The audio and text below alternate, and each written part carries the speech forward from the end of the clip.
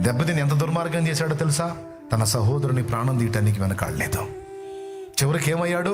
ప్రాణం పోగొట్టుకున్నాడేమో, విశ్వాస వీరుల జాబితాలోకి వస్తే ప్రాణం తీసినోడేమో, దేశ దిమ్మరి అయి సర్వనాశనమై చివరికి వాడి జనాంగం కూడా భూమి మీద లేకుండా తుడిచివేయబడ్డారు కయీను సంతతి. కారణం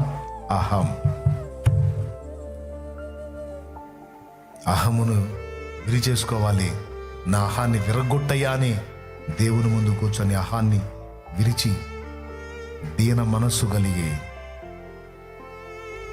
పోనీలే నాయన, నీకు స్తోత్రమయ్యా, నాకే గుర్తింపు లేకపోయినా పర్వాలేదు నాయన, నాకే ఘనత లేకపోయినా పర్వాలేదు ప్రభువా, నాకెందుకు నాయన ఏ పాటి వాడిని ప్రభు, ఏదో నీ కృప ద్వారా నడుస్తున్నాను నాయన, నీకే స్తోత్రం ప్రభువా అని దీన మనసును సాధన చేస్తే అహం విరిగిన వాడికి గొడవే ఉండదు.